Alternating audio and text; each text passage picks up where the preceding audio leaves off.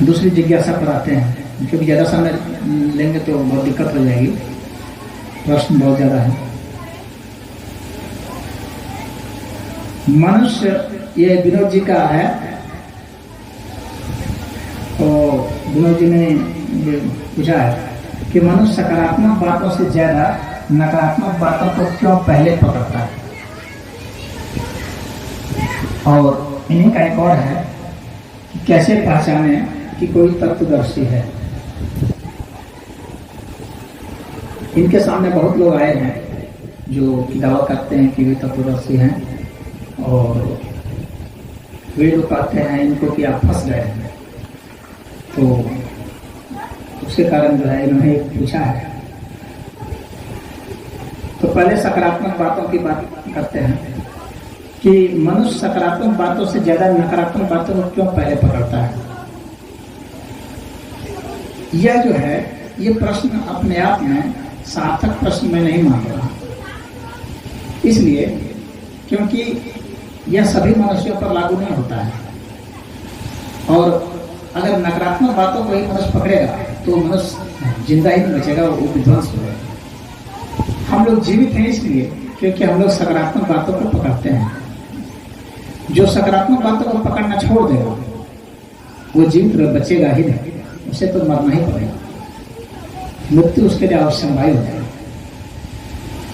तो होता क्या है कि मनुष्य सकारात्मक बातों को पकड़ता है जिसे वह सकारात्मक समझता है, और नकारात्मक बातों को पकड़ता है जिसे वह नकारात्मक समझता है। हो सकता है दूसरे की निगाह में वह सकारात्मक हो, या जिसे वह सकारात्मक समझता है हो सकता है दूसरे की निगाह में वह नकारात्मक हो। सकारात्मक और नकारात्मक की परिभाषा हम कैसे करेंगे, पहले हम इस परिभाषा पर आते हैं। सकार यानी जो हमारे आकार को समृद्ध करता है, पुष्ट करता है, वो है सकार। नकार यानी जो हमारे आकार को, यानी हमारे होने की स्थिति को, जो हमारा स्वरूप है इसको विखंडित करता हो, वह नकार है। तो यदि व्यक्ति नकारात्मक होगा तो वो हर चीज को ग्रहण करेगा जो कि उसके इस शरीर को, मन को, बुद्धि को विनष्ट करता है। जैसे शराब पीना, जैसे कि अन्य ऐसे द्रव्यों को लेना जिससे कि उसका विघटन हो जाए शरीर का, जहर ले लेना जिससे शरीर मर जाए, या ऐसी बातों को सुनना जिससे कि वह अपने और अपने परिवार के लिए मुसीबत बुला ले। तो ऐसी बातें नकारात्मक होती हैं। तो वे कौन कौन सी बातें हो सकती हैं, इसकी बहुत लंबी लिस्ट होगी, और ये तो उस देश काल के कानून के तहत भी तय होगा और उस समाज के कानून के तहत भी तय होगा, नियम के तहत तय होगा कि कौन सी बातें सकारात्मक है, कौन नकारात्मक। बहुत सारी बातें जो पहले सकारात्मक या नकारात्मक हो चुकी हैं। कहने का तात्पर्य है कि हमारे पास जो कानून का अवलंबन है, उस अवलंबन के हिसाब से ही हम सकार या नकार को कहेंगे। लेकिन हम अगर आध्यात्मिक दृष्टिकोण से देखते हैं और इस अस्तित्वगत दृष्टि से देखते हैं तो हमारे जीने की और हमारे विकास की और हमारे आध्यात्मिक होने की जो सत्य हैं ये सब सकारात्मक है। यानी सत्य, अहिंसा, न्याय, प्रेम, करुणा, दया, दान, तप, ये सब जितने हैं, तो ब्रह्मचर्य, ये सब करुणा, ये सब जो है सकारात्मक है। और नकारात्मक इनके ठीक जो विपरीत हैं, अहिंसा है, क्रोध है, जड़ता है, आलस्य है और रोग है, ये सब नकारात्मक आते हैं। तो अब जो हमें लगता है कि इससे हम अपने को पुष्ट कर सकते हैं और वास्तव में उससे पुष्ट होता, कार्य कारण का संबंध हो, एक तो हमें लगता हो और एक है कि वास्तव में उससे होता हो।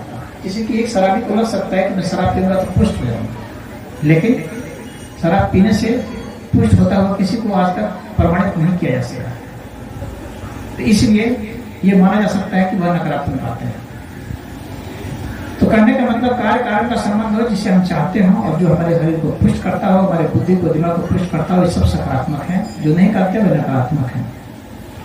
तो कोई भी मनुष्य अपनी बुद्धि से सदैव सकारात्मक ही चुनता है, भले वो नकारात्मक हो, लेकिन चुनता है सकारात्मक ही। अब वे नकारात्मक सिद्ध हो जाती हैं उसकी अज्ञानता या कम ज्ञान होने की वजह से, या जिद होने की वजह से, या अंधविश्वासी होने की वजह से वो जो है नकारात्मक बातों को पकड़ लेता है सकारात्मक सोच करके, और उसका दुष्परिणाम वह झेलता है, और इस तरह से अपने और अपने परिवार के लिए मुसीबत दिलाता है और अंततः विनष्ट हो जाता है। तो अब यहाँ पहले की बात है कि पहले वो क्यों पकड़ता है। पहले कभी नकारात्मक कोई नहीं पकड़ सकता। बच्चा जब भी जन्मता है तो वो सकारात्मक ही पकड़ता है। पहले वो अपने जीने के लिए जो स्रोत होता है उसी को पकड़ता है। हर व्यक्ति अपने शरीर को, अपने मन बुद्धि को जिंदा रखना चाहता है। जब परिस्थितियां काफी विपरीत हो जाती हैं और वो काफी जिद्दी और रूढ़ हो जाता है, तभी वह अपने को मारना चाहता है, आत्महत्या करना चाहता है, तब वह नकारात्मक हो जाता है शुद्ध अर्थ में। और एक बात और है कि जब हम दूसरे को मारना चाहते हैं तब भी हम नकारात्मक हो जाते हैं, क्योंकि दूसरे को मारने का मतलब है कि हम अपने को मारने के लिए एक आमंत्रण दे रहे हैं। क्योंकि जब हम किसी को प्रहार करेंगे तो हमारे ऊपर भी प्रहार अनिवार्य हो जाएगा।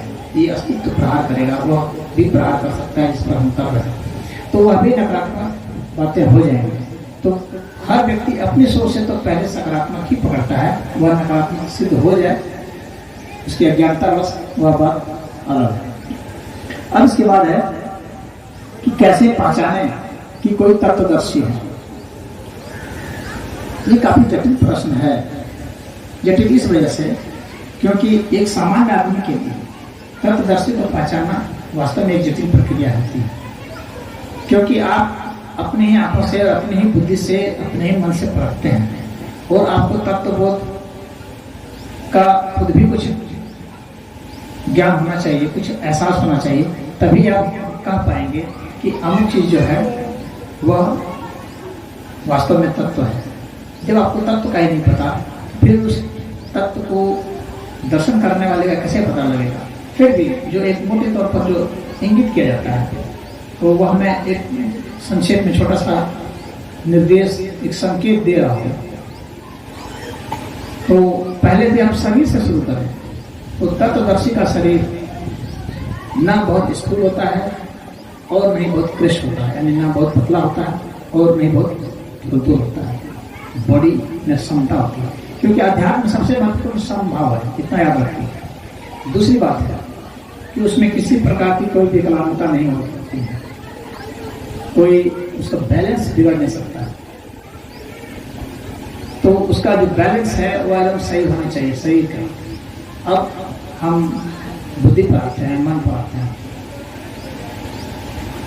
मन का जो बैलेंस है वह ऐसा है कि क्या वह सभी को एक नजर से देखता है, क्या उसका व्यवहार परिस्थिति के हिसाब से ऐसा है कि जिसमें एक न्याय झलकता हो, सत्य झलकता हो, क्या वह स्वयं उसका आचरण करता है या नहीं करता है। इसके बाद है कि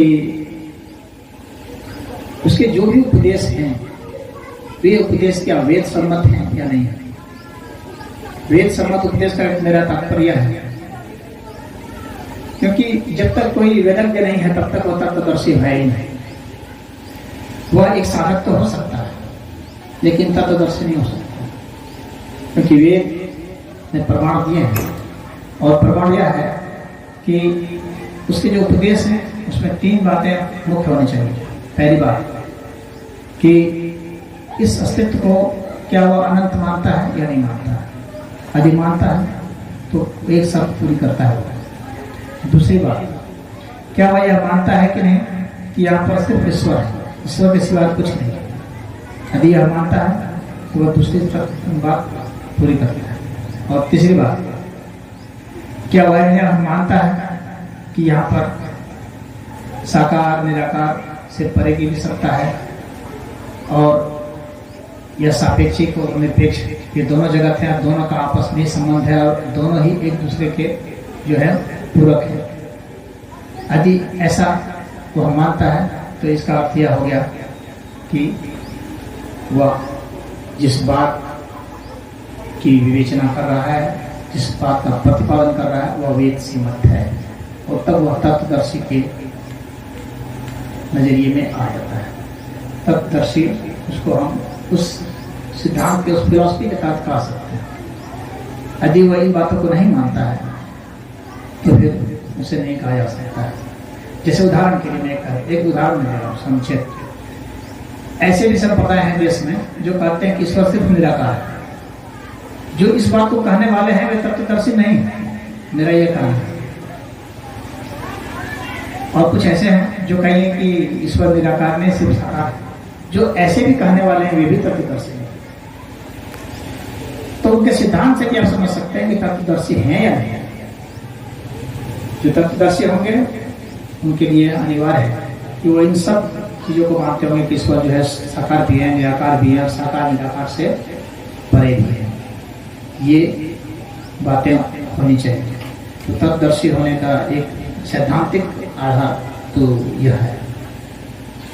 इसके बाद की बात है कि जो व्यक्ति तत्वदर्शी होता है उसमें सभी जीवों के प्रति, सभी देशवासियों के प्रति, सभी धर्मों के प्रति, सभी जातियों के प्रति जो हैं तो भिन्न भिन्न धर्म के, धर्म का मतलब मेरा इस्लाम ऐसा ही नहीं है। मतलब कि एक ऐसा व्यक्ति जो कि जैसे कोई काम कर रहा है तो उसने वह धर्म किया हुआ है उस धर्म को, जिससे कि वह उस चीज को कर पा रहा है। जैसे कोई डॉक्टर है तो उसने वो वैदिक धर्म को धारण किया हुआ है जिससे कि वह उस कर्म को कर पा रहा है। तो क्या हम इसे उतना ही स्वीकार करते हैं जितना कि एक विद्वान को, जिसने विद्या को धारण किया हुआ है, विद्या को धर्म को धारण किया हुआ है और वो पढ़ा है। तो यदि हमारे में क्षमता है, उसी तरह से एक ऐसा व्यक्ति हो सकता है जो कि टट्टी साफ कर रहा हो, तो वह उसका धर्म है, उसने उसको धारण किया हुआ है, उससे वह उस कर्म को कर रहा है। क्या हम उसे भी उसी स्थान पर रखते हैं, बराबर स्थान पर अगर रखते हैं तो हम सम है, तत्वदर्शी हैं, क्योंकि हमारी दृष्टि तत्व पर है। जब दृष्टि तत्व पर होगी तब दृष्टि काया पर नहीं भटकेगी। यदि दृष्टि काया पर भटक जा रही है, यदि सामाजिक मान्यता पर भटक जा रही है, यदि राष्ट्रीय मान्यता पर भटक जा रही है, तो फिर वह तत्वदर्शी नहीं है। और अब इसके बाद है कि क्या वह ध्यान में और समाधि में उतर सकता है। यदि वह उतर सकता है तो फिर तत्वदर्शी की एक मान्यता पूरी करता है। और भी जब आगे चलता है तो फिर भगवान ने कहा भी है कि सुख दुखे समय कृत्वा लाभा लाभ हो जय अजय। सुख दुख लाभ हानि जय पराजय, हाँ, इन सब चीज में जो सम रहता है उन्हीं को तत्वदर्शी कहा जाता है। तो ये सब आपको स्वयं आंकना पड़ेगा और आप तभी आंक पाएंगे जब आपकी स्वयं की भी कुछ दृष्टि होगी, आपकी स्वयं की भी कुछ समझ होगी। अन्यथा आप नहीं आंक सकते हैं। आपको स्वयं कुछ तत्वबोध नहीं है, स्वयं ही कुछ आपको शास्त्र अध्ययन नहीं है, तो वो जो कुछ भी बोल देगा उल्टा पुल्टा आप उसको सही मान लेंगे और इस तरह से वो आपको बता सकता है। अब जो लोग कहते हैं कि माई आप फंस गए हैं, तो जो अपने को नहीं मानते हैं कि मैं फंस गया, तो वैसे लोग इस तरह की भाषा बोलते भी नहीं। हमारी जो भाषा होती है वह इंगित करती है कि हम क्या हैं। जो मुक्त होते हैं वो इस तरह से फंसी हुई बात नहीं बोलते। तो जो भाषा उन्होंने कही है वह भाषा मुक्त लोगों की भाषा नहीं है।